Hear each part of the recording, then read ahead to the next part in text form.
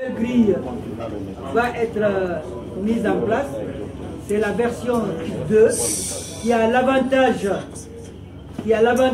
que maintenant il n'y aurait plus de plafond pour les fonctionnaires. Et deuxièmement, les gens vont pouvoir avancer au mérite et à l'ancienneté et non par petit copinage. Et aussi au niveau même des indices, les indices salariales vont changer. Mais il faut reconnaître que nous avons à peu près 100 000 fonctionnaires guinéens. Il faut procéder à la transposition de chaque individu dans cette grille. C'est ce qui va prendre 2 mois.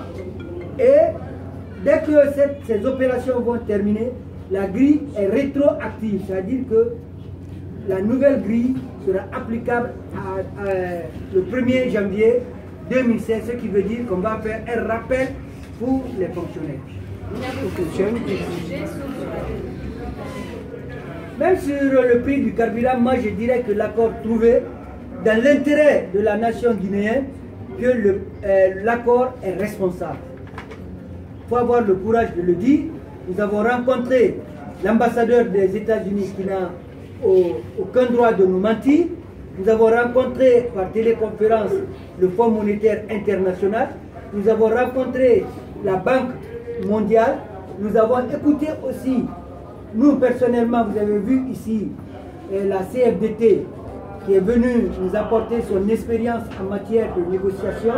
Donc nous avons compilé tout cela pour nous accorder sur cette décision qui est responsable pour ne pas mettre la vie aussi de la nation en péril. J'ai une question. J'ai une question. J'ai une question. Moi je voulais, monsieur Mansaré, s'il vous plaît. J'ai une question. Ok. Ça n'engage que les personnes. Vous-même, vous êtes journaliste. Vous voyez très bien les acquis obtenus. On a clairement lu tous les acquis obtenus. Depuis 1958, vous êtes guinéen. Je vous informe que la grille salariale date de la Première République. Plus les institutions de protection sociale, plus la revalorisation des pensions de faible niveau où les gens touchaient 40 000 francs qui se retrouvent à 440 000 francs, le nouveau régime des pensions, la négociation des conventions collectives pour vous-même, journalistes, je ne vois pas en quoi un point qui risque de faire que l'État va cesser de payer les salaires, que nous ne puissions pas être responsables devant l'histoire et devant la nation.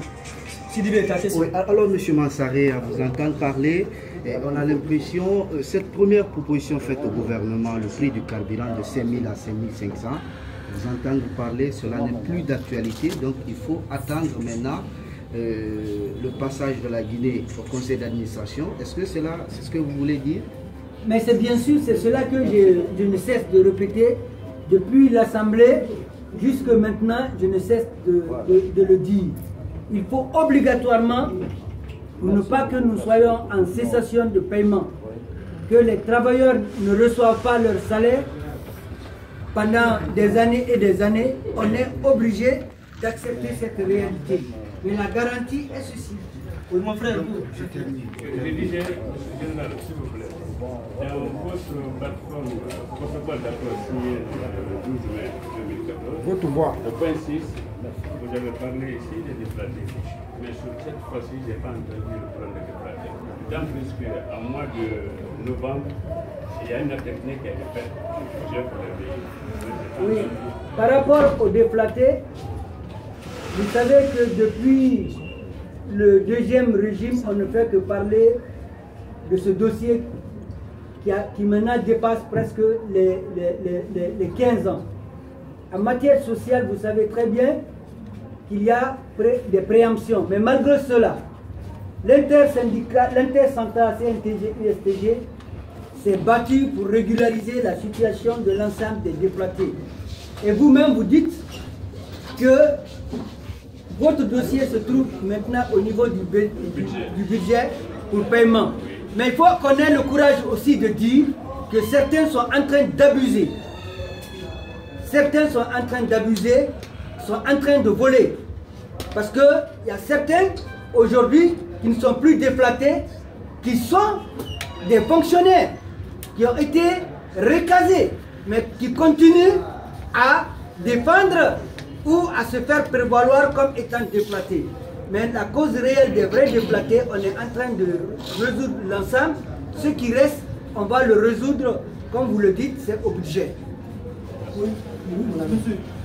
Oui, monsieur Mansaré, oui. 3 millions de dollars auraient été débloqués pour suspendre la grève. Pouvez-vous confirmer cette information? Mais mon cher ami, si c'est pas de la... Nous ne sommes pas dans la fabulation. Je vous ai dit tout de suite mon état, je n'ai pas hésité de le dire. Si on a donné 3 millions de dollars, je crois que moi, personnellement, alors je serais aujourd'hui, j'aurais eu un rein. Alors qu'on cesse d'extrapoler les choses, nous sommes assez responsables. Il y a certains qui veulent que le pays brûle. Nous ne sommes pas des politiciens. Qui? Certains qui? Vous pouvez citer. Je dis, nous ne sommes pas des politiciens. Des politiciens? Non, des ennemis. Je te dis bien, nous ne sommes pas des politiciens. Nous nous regardons en face des réalités, face à nos revendications. Nous estimons que nous sommes satisfaits. Si nous étions des corrompus, on n'aurait même pas atteint ce niveau-là.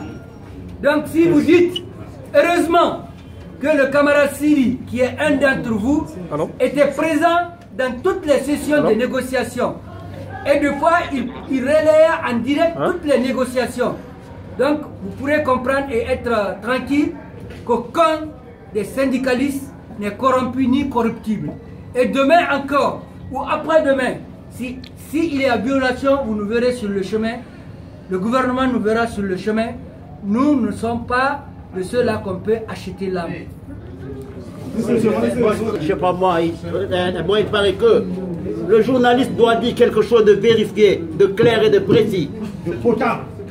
Bon, mais s'il n'est pas sûr de ce qu'il dit... C'est une question, monsieur. Il ne peut pas le dire. Les politiques disent que vous aurez reçu 3 millions de dollars. Considéré comme un mauvais journaliste et un journaliste véreux. C'est une question. C'est une question. Donc vous confirmez qu'il y a eu 3 millions de dollars alors? Vous confirmez?